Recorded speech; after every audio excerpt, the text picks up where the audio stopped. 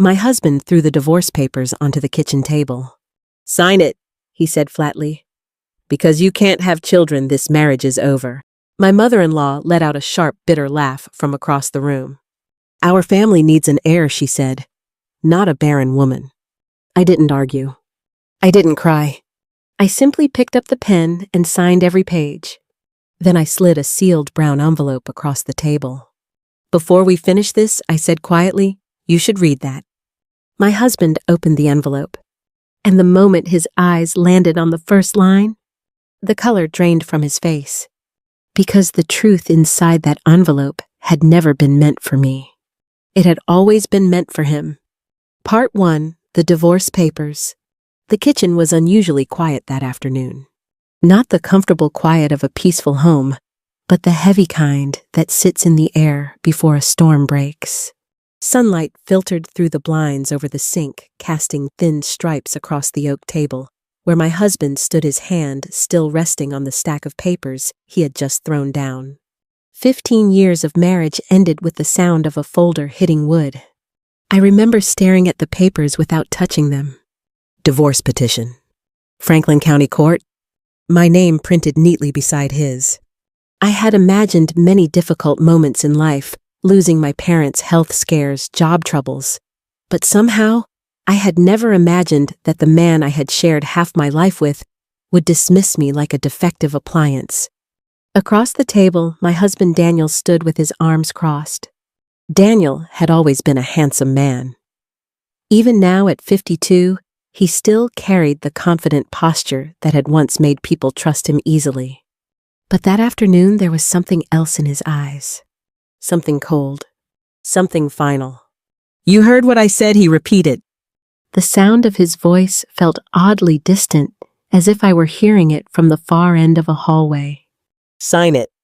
Behind him, leaning against the kitchen counter with a cup of coffee in her hand, stood his mother. Margaret Collins. 74 years old. Sharp as broken glass. She had lived with us for the past 3 years after selling her house in Dayton. Daniel said it would be temporary. Temporary turned into permanent. And from the day she moved in, the quiet tension in our home slowly grew heavier. Margaret never openly attacked me. Not at first.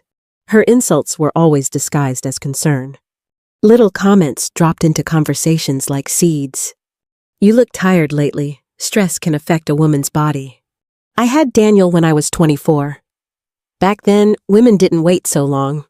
Some women just aren't meant to be mothers. Every word was carefully chosen. Every glance calculated. At first, Daniel defended me. But over time, that stopped. And silence can sometimes hurt more than cruelty. Now Margaret took another sip of coffee and gave me a slow, pitying smile. "Our family needs an heir," she said calmly. "Not a barren woman." The word hung in the air. Barren. Such a simple word. Yet it carried 15 years of blame inside it. 15 years of doctor's appointments. 15 years of quiet disappointment every time another pregnancy test came back negative. 15 years of believing that somehow my body had failed. I felt Daniel watching me, waiting for tears. Waiting for anger. Waiting for some dramatic scene he could later describe to his lawyer. Instead, I reached for the papers. The pen beside them felt surprisingly heavy in my hand. For a moment, I looked at my name printed on the first page. Emily Collins. Soon, it would go back to Emily Carter. The name I had before I built my life around Daniel. "Good," Margaret said softly when she saw me lift the pen. "Let's not make this ugly." I almost laughed at that. Not ugly. After 15 years of humiliation, after the endless fertility treatments, after the quiet blame that had settled on my shoulders like winter snow. But I said nothing. I simply signed the first page, then the second, then the third. Each signature felt strangely peaceful, like the closing of a long, painful chapter. Daniel watched carefully, making sure I didn't skip any lines. His lawyer must have told him to do that. When I finished the last page, I placed the pen down neatly. "There," I said. Daniel immediately reached for the documents, flipping through them quickly. Satisfied. Relieved. He probably expected shouting. maybe begging. Instead, he got paperwork. Margaret set her coffee down and crossed her arms. Well, she said that was easier than I expected. I stood slowly from the chair. My legs felt steady, stronger than they had in months. Before you go, I said quietly. Daniel looked up. What? I walked to the small sideboard near the wall where my purse rested. Inside, it was the brown envelope I had carried with me all morning. I had sealed it carefully, not out of anger, but out of necessity. When I returned to the table, I placed it in front of him. The envelope made a soft sliding sound across the wood. Daniel frowned. What's this? Just something you should read, I replied. Margaret leaned forward slightly. Oh, this should be good, she muttered. Daniel tore open the envelope. Inside was a medical report. Several pages. Stamped. Signed. Official. He skimmed the first line, then the second. Then he stopped. His entire body went still. I watched the exact moment the color drained from his face. Margaret noticed it too. Daniel, she asked sharply. He didn't answer. Instead, he stared at the paper like someone who had just seen a ghost. Margaret snatched the document from his hand. What on earth?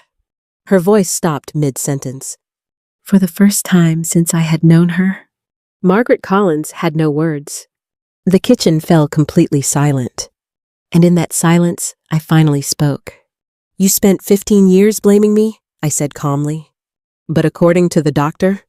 I paused, letting the truth settle between us. I was never the one who couldn't have children. Daniel's hands began to tremble. And suddenly, for the first time in 15 years, the truth was no longer my burden to carry. Daniel didn't deny it right away. That was what I remember most clearly. Not shouting, not slamming the table, not even looking at me. He just stood there in the middle of our kitchen staring at the fertility report with the expression of a man who had stepped out onto what he thought was solid ground and found nothing underneath him. Margaret was the first to recover. This is ridiculous, she snapped, though her voice had lost some of its certainty. There has to be some mistake. There isn't, I said. Daniel finally looked up at me, then his face pale and stiff. Where did you get this? From a licensed fertility specialist in Columbus, I said. The same kind of doctor I've been seeing for years, while your family blamed me for everything. Margaret dropped the papers back onto the table as though they had burned her fingers. That can't be right, she said. Daniel is a healthy man. I almost smiled at that. It was such a familiar kind of logic, as if health, manhood, pride, and fertility were all one and the same, as if biology cared about ego. But I was too tired for sarcasm. Daniel straightened his shoulders, trying to pull himself back together. This doesn't change anything, he said. It was such a foolish thing to say that even Margaret turned to look at him. It changes everything, I thought. But instead of saying it, I picked up my purse. I'm not staying here tonight, I said. Margaret frowned. This is still Daniel's house. No, I said, meeting her eyes. It's the bank's house, and for the next 30 days, it's still legally our house. Then I walked out before either of them could answer. I drove to a Hampton Inn off Interstate 71, the same one where my sister and I had stayed years ago during a snowstorm when the roads closed. It wasn't fancy, but it was clean, quiet, and anonymous. At my age, that mattered more than elegance. The woman at the front desk didn't ask questions. She only smiled, handed me a key card, and told me the breakfast started at 6. That small kindness nearly broke me. I held myself together long enough to close the hotel room door. Then I sat at the edge of the bed and cried for the marriage I thought I'd had, for the child I never had, and for the woman I had slowly become inside that house, careful, apologetic forever, bracing herself for judgment. When the tears passed, I lay awake staring at the popcorn ceiling and thinking back over 15 years.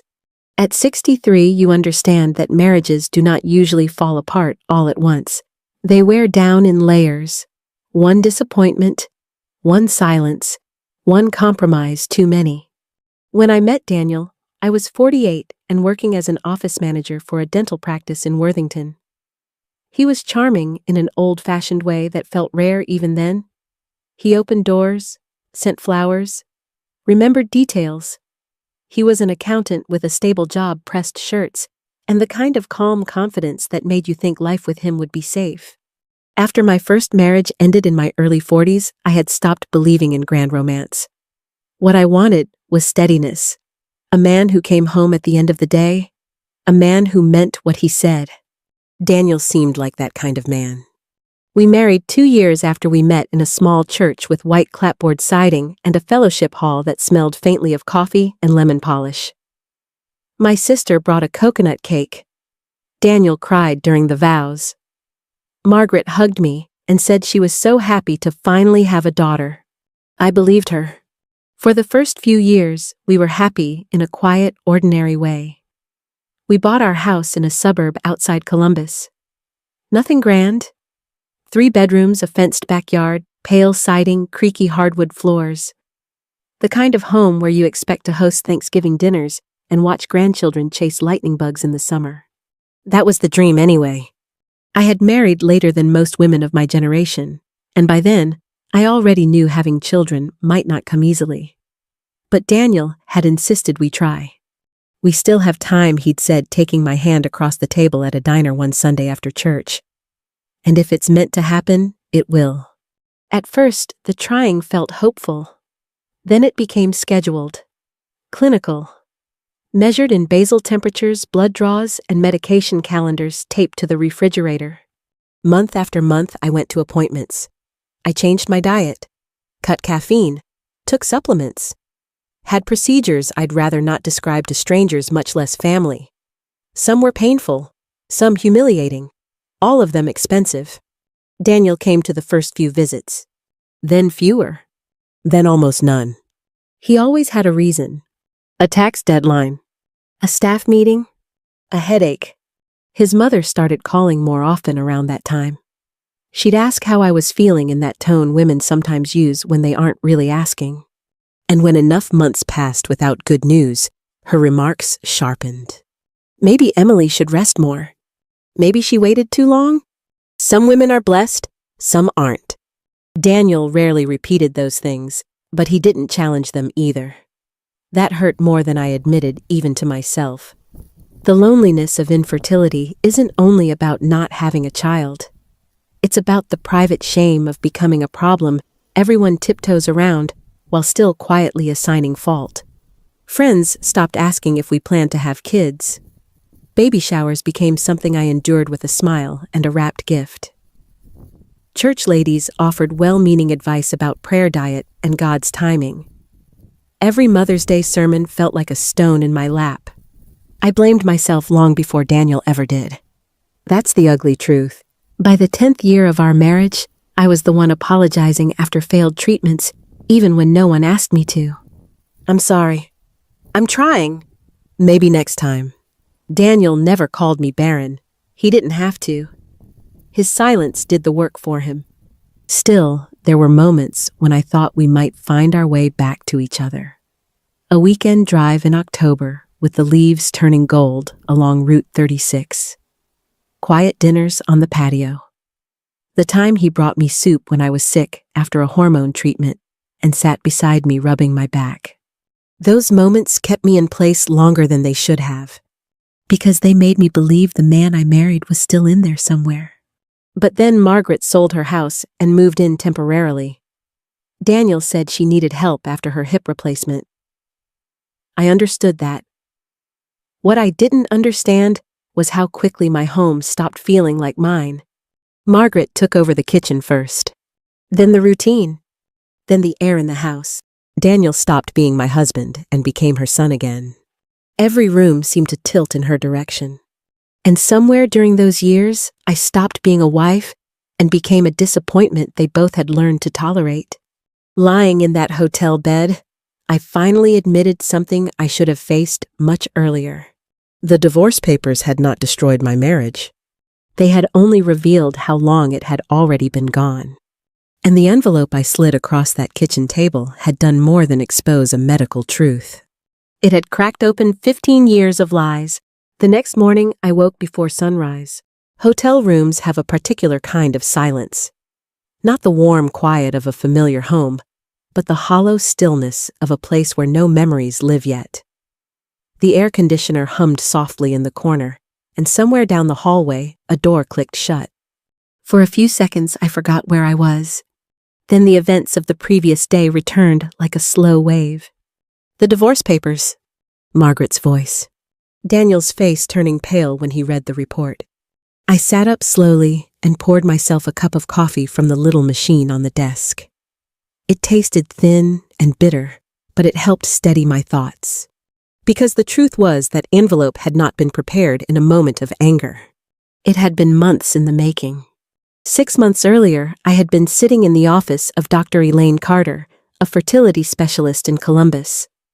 Her clinic was warm and bright, with soft beige walls and framed photographs of babies sent by grateful patients. I used to avoid looking at those pictures. They felt like reminders of something my body had failed to accomplish. But Dr. Carter was different from the doctors I had seen before. She was calm, thoughtful, and unwilling to make assumptions. During that appointment, she studied my medical records quietly. "You've had a lot of testing done," she said. I nodded. Hormone panels, ultrasounds, procedures I still tried not to think about. "All of your results are within normal range," she continued. That sentence alone felt strange. For years, I had lived with the quiet belief that something inside me was broken. "But infertility isn't always about one partner," Dr. Carter said gently. "Has your husband been tested?" I hesitated. "No," I admitted. She folded her hands together on the desk. "In about 40% of infertility cases, the primary factor is male," she explained. 40%. The number stunned me. Not because it was shocking medically, but because no doctor had ever said those words to me before. For 15 years, every test had focused on me. My body. My hormones. My responsibility. Dr. Carter looked at me kindly. "I recommend testing both partners. That's the standard approach." That evening, I tried to talk to Daniel about it. We were sitting at the kitchen table after dinner. Margaret had already gone upstairs. "The doctor suggested something today," I said carefully. Daniel barely looked up from his laptop. "What now?" "She thinks we should both get tested." He stopped typing. "For what?" "Fertility." The silence that followed was immediate and heavy. "I don't need that," he said flatly. "It's just routine," I replied. "Lots of couples do it."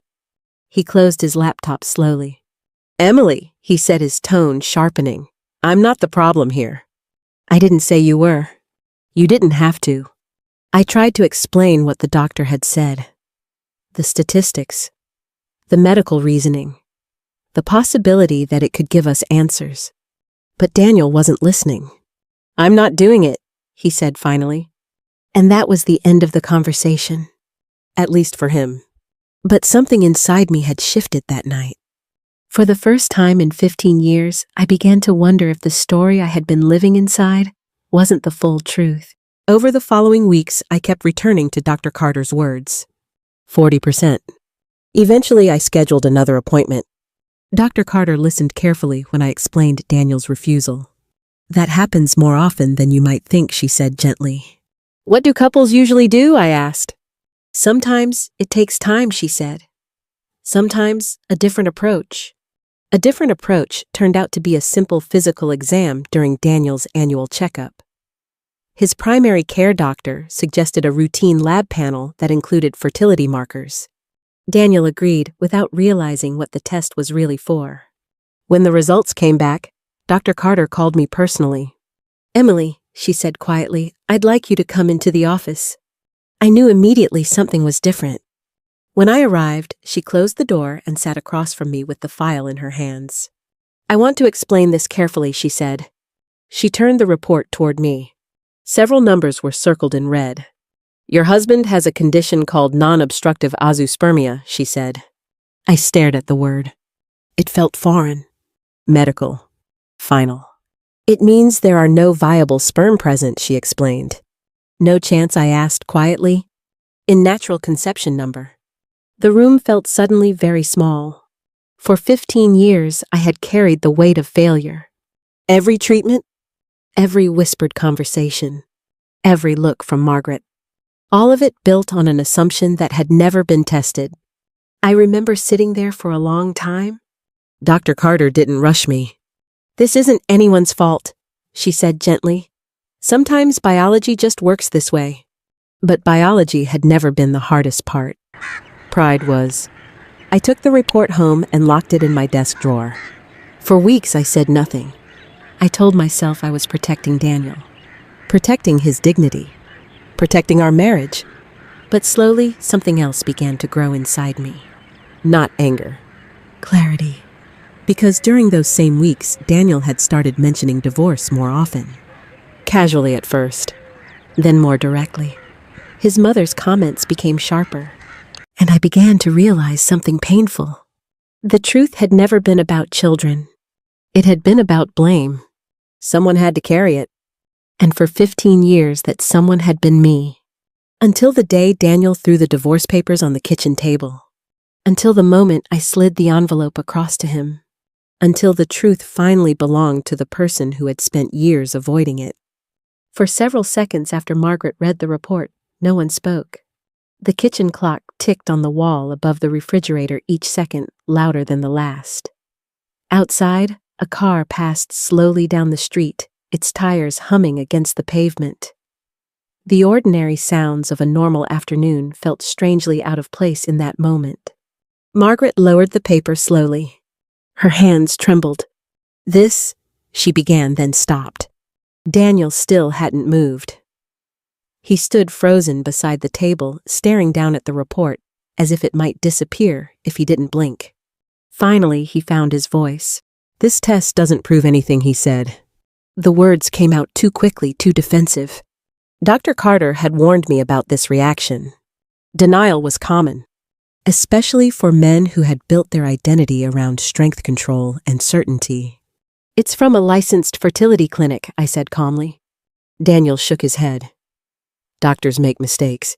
Margaret looked back and forth between us, her expression shifting between confusion and anger. "This is absurd," she said sharply. "Daniel is perfectly healthy." I folded my hands together on the table. "Health and fertility aren't the same thing," I replied. That was something Dr. Carter had explained very clearly. Daniel suddenly pushed the chair away from the table. "This is ridiculous," he snapped. "You expect me to believe this after 15 years? "No," I said quietly. He stopped. "What?" "I expect you to read the second page." Margaret frowned and turned the report over. The room fell silent again. The second page contained the detailed analysis. Medical terminology, lab results, confirmations signed by 2 physicians. There was no room for interpretation. Daniel ran a hand through his hair, pacing across the kitchen. "This is some kind of setup," he muttered. Margaret's eyes lifted slowly from the paper.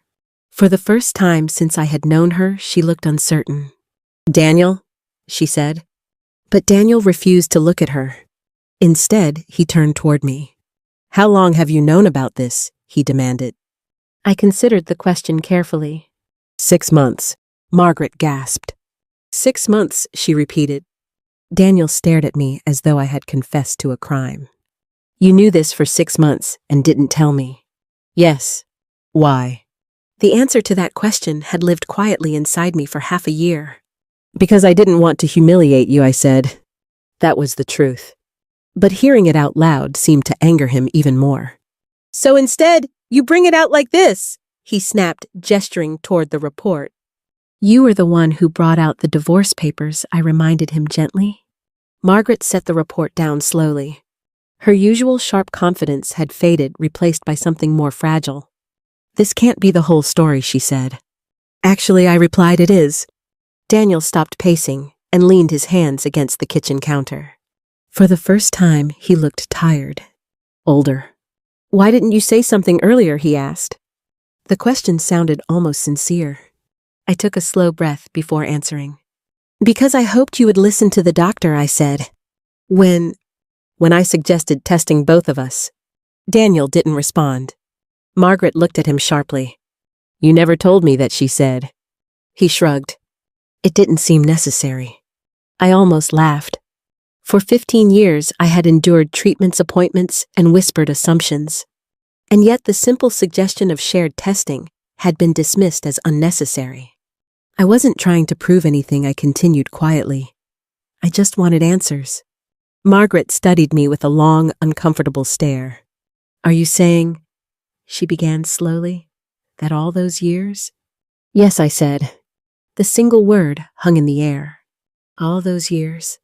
Every comment, every accusation, every moment when Margaret had looked at me with disappointment, every silent dinner when Daniel avoided my eyes after another failed treatment. All of it built on a false assumption. Margaret sank into the nearest chair. I told everyone, she whispered. Her voice trailed off. I knew what she meant. Family gatherings, church conversations, quiet gossip among friends. The story had always been simple. Emily couldn't have children. Daniel deserved better. But the story had never been true. Daniel picked up the report again. This time, he read it more slowly. The anger in his face softened into something closer to confusion. What does this mean? He asked finally. It means the infertility wasn't mine, I said. And it also means the divorce papers you just handed me were based on a lie. Daniel swallowed. But I didn't know, he said weakly. I nodded. That's true. Margaret lifted her head. Then why bring it out now, she asked. That question deserved an honest answer. Because today was the first time it mattered. Both of them stared at me. You were ready to end 15 years of marriage based on an assumption you never questioned, I said. Daniel opened his mouth to argue, but nothing came out. Margaret looked down at her hands. For the first time in 3 years, the kitchen felt strangely balanced. No accusations. No quiet blame. Just truth. And truth has a way of changing the air in a room. I picked up my purse again. Daniel noticed. Where are you going? He asked. To stay somewhere else tonight, I said. You're leaving? Margaret asked. Yes. Daniel looked down at the signed divorce papers still lying on the table. For a long moment, none of us spoke. Then he asked the question I had been expecting since the beginning. Emily. His voice sounded smaller than before. Do you still want the divorce? I met his eyes. 15 years of marriage stood quietly between us. I signed the papers, I said. Daniel nodded slowly. He understood what that meant. Because sometimes the truth doesn't destroy a marriage. Sometimes it simply reveals that the damage was already done. I drove away from the house without looking in the rearview mirror. The late afternoon sun had begun to drop behind the rows of maple trees lining our street. It cast long shadows across the pavement, the kind you see in early autumn when the air starts to cool, but summer hasn't quite let go. For 15 years that street had been home. Block parties. Christmas lights. Neighbors waving while mowing their lawns. Now it felt like a place I had simply passed through. The hotel room smelled faintly of laundry detergent and carpet cleaner when I returned that evening. The same quiet air waited for me unchanged. I set my purse on the small desk and kicked off my shoes, letting my feet sink into the soft carpet. For the first time in months, my mind felt strangely clear. Not happy, but steady, because the truth had finally been spoken out loud. For years, I had imagined that moment would feel like victory. Instead, it felt like the closing of a door. I sat at the desk and opened my laptop. A message blinked in my inbox. It was from Karen, the volunteer coordinator at the Franklin County Youth Support Center. I had met Karen almost a year earlier. Back then, my marriage had already started to unravel in quiet ways I didn't fully understand yet. Daniel worked later and later. Margaret's presence filled every corner of the house, and I found myself spending more evenings alone. One Sunday at church, our pastor had mentioned the local youth support center during announcements. They needed volunteers to help tutor teenagers in the foster system. The words stuck with me. A week later, I walked into the center for the first time. The building was a converted elementary school from the 1960s with long hallways and scuffed floors that carried the smell of old books and cafeteria coffee. Karen greeted me with a warm handshake. "You must be Emily," she said. "We're glad you came." At first, my role was simple. Homework help, math worksheets, reading practice. But the teenagers who came through those doors carried stories heavier than any textbook. Some had been moved through 4 or 5 foster homes. Some had parents struggling with addiction. Some simply had no one left who could care for them. One girl in particular stood out. Her name was Lena. She was 14 when I met her, tall and quiet with dark hair she kept tied back in a loose ponytail. Lena didn't trust adults easily. The first few weeks she barely spoke to me beyond one-word answers. But slowly the silence softened. We started with algebra homework, then conversations about school, then small stories about her life. One evening, while we were packing up our books, she asked a question that caught me off guard. "Do you have kids?" The room felt suddenly very quiet. For years, that question had carried shame with it. But sitting across from Lena, it felt different. "No," I said honestly. She nodded, as if that answer made perfect sense. "My mom used to say kids ruin everything," she said casually. I wasn't sure how to respond to that, so instead I asked, "What do you think?" Lena shrugged. "I think it depends on the parents." That conversation stayed with me long after I left the center that night, because it was the first time in years that the topic of children hadn't felt like an accusation. It was simply a question. Over the following months, I spent more and more evenings volunteering there. Karen eventually asked if I had ever considered becoming a licensed foster parent. The idea surprised me. At first, I dismissed it immediately.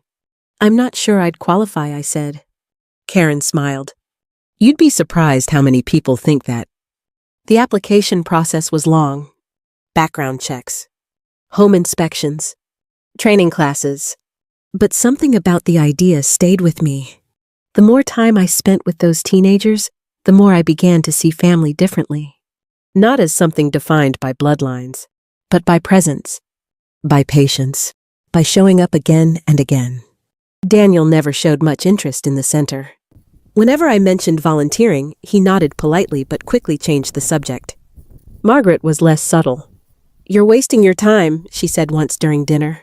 "Those children aren't your responsibility." I remember looking down at my plate before answering.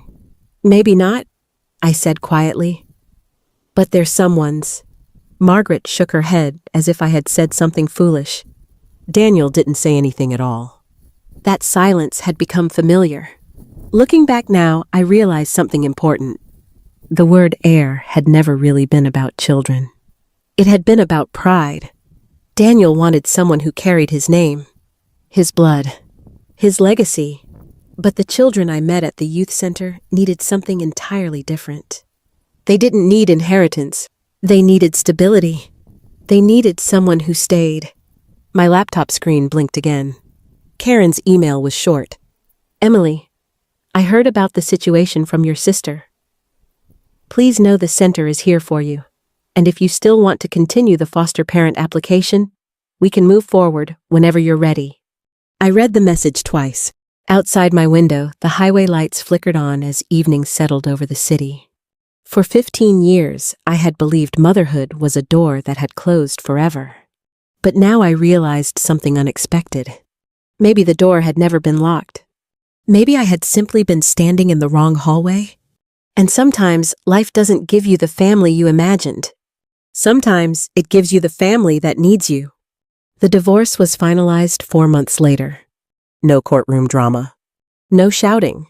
Just paperwork signatures and a quiet judge in Franklin County who had probably seen hundreds of couples sit where Daniel and I sat that morning. When the judge asked if we both agreed to the terms, Daniel answered yes without looking at me. I did the same. And just like that, 15 years of marriage became a legal file placed into a cabinet somewhere inside the courthouse. When we stepped outside, the late spring air felt warm and bright against my skin. For a moment, Daniel lingered on the steps beside me. "Emily," he said. His voice sounded different now. Not angry. Not defensive. Just tired. I turned to face him. I didn't know, he said quietly. I believed him. That had never really been the problem. The problem had been everything that came after. I know, I said. He looked like he wanted to say more, but the words never came. Instead, he nodded once and walked down the courthouse steps toward the parking lot. That was the last time we spoke. I moved into a small townhouse on the north side of Columbus. It wasn't large, but it had 2 bedrooms, a tiny back patio, and a maple tree that turned brilliant red every fall. The first few weeks felt strange. After so many years of sharing a house with 2 other people, the silence was almost startling. But slowly, that silence began to feel like freedom. I arranged the furniture the way I wanted, cooked simple dinners, left books open on the coffee table without someone moving them. And every Tuesday and Thursday evening, I continued volunteering at the Youth Support Center. Karen greeted me with her usual warm smile the first night I returned after the divorce. How are you holding up? She asked gently. I'm still standing, I said. That's usually the hardest part. She didn't press for details, and I appreciated that. Some stories take time to settle into words. Lena noticed the change immediately. You look different, she said one evening while we worked through a geometry worksheet. Different, how? I asked. Lighter, she said. Teenagers can be surprisingly perceptive. I guess I am, I admitted. By then, Lena was 15 taller and more confident than when we first met. She still carried the cautious independence of someone who had learned early not to rely too heavily on adults, but she had begun to trust me in small ways. A few weeks after the divorce, Karen pulled me aside after our tutoring session. We have a situation, she said. My stomach tightened slightly. What kind of situation? There's a teenager who needs temporary placement, she explained. Her current foster home can't continue. I already knew what she was going to ask. Lena, I said. Karen nodded. You've built a strong connection with her. The state asked if you'd consider taking her in. The words hung in the air. For months, I had been completing the foster parent certification process. Training classes, home inspections, interviews. The final approval had come only 2 weeks earlier. But knowing something might happen someday and facing the reality of it were very different things.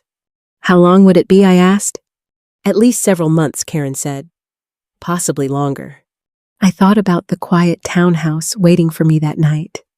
The empty second bedroom. The maple tree outside the window. I'll do it, I said. The paperwork moved quickly after that. Within 3 weeks, Lena arrived at my door with a single duffel bag and a nervous expression she tried hard to hide. You don't have to stay forever, I told her gently as she stepped inside. She looked around the living room cautiously. You sure? She asked. Yes, I said. This is just a place where you can stay. She nodded slowly. The first few weeks were awkward for both of us. Sharing space takes adjustment. Teenagers have their own rhythms, their own moods, their own complicated histories. But Lena was respectful and surprisingly thoughtful. She helped with dishes without being asked. She kept up with her schoolwork. Sometimes in the evenings, we sat on the back patio talking about small things, music classes, teachers she liked or didn't like. One night, she asked the question again. Why didn't you ever have kids? The old weight of that question didn't return this time. Life didn't work out the way I expected, I said. She studied my face carefully. Does that bother you? I thought about Daniel. About Margaret. About 15 years spent believing I had failed. Then I looked at Lena sitting across from me. No, I said finally. It used to. She nodded thoughtfully. Good, she said. The summer passed quickly. Lena found a part-time job at a grocery store. I continued working at the dental office during the day. Our routines settled into something comfortable. Not perfect, but real. In September, Lena started her junior year of high school. One afternoon, I arrived home to find her sitting at the kitchen table with a stack of college brochures. Counselor gave these to me, she said. That's exciting, I replied. She shrugged, pretending not to care. Maybe, but I could see the spark in her eyes. For the first time since I'd known her, the future looked like something she was allowed to imagine. And as I watched her flipping through those brochures, I realized something quietly extraordinary. The house that had once felt empty no longer did.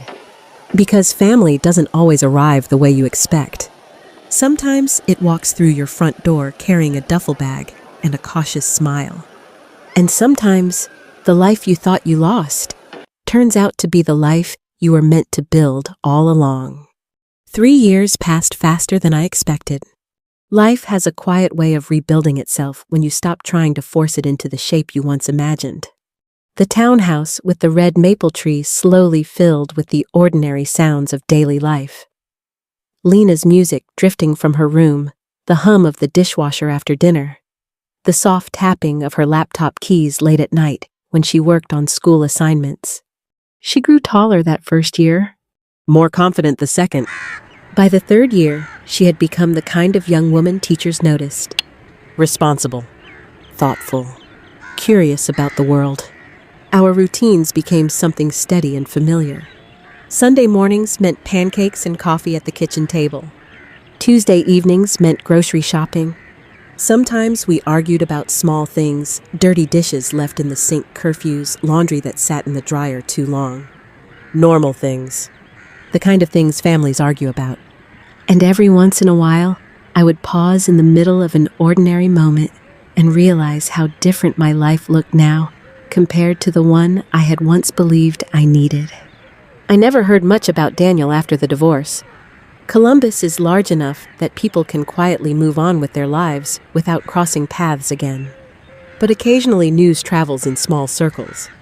A mutual acquaintance mentioned that Margaret had moved into assisted living after a fall. Another time, someone from church told my sister that Daniel had sold the house. I felt no anger hearing those things, just distance. The chapter had ended, and life had turned the page. The spring of Lena's senior year arrived with a rush of activity, applications, essays, interviews, financial aid forms scattered across the dining table. One afternoon, she burst through the front door holding a letter in her hand. "Emily!" she shouted. I stepped into the hallway. What happened? She held the envelope out to me, her hands shaking slightly. I got in. The letter was from Ohio State University. Accepted. I pulled her into a hug before she could finish explaining. For a moment, neither of us spoke. Because sometimes joy is too large for words. Graduation came in early June. The ceremony took place on the football field behind Lena's high school. Folding chairs covered the grass, and proud families filled the bleachers under the warm Ohio sun. I sat in the third row, clutching a small bouquet of flowers and trying not to cry before the ceremony even began. When Lena's name was called, she walked across the stage with steady confidence, her cap slightly tilted as the wind brushed across the field. After receiving her diploma, she paused briefly and looked toward the crowd. Her eyes found me, and she smiled.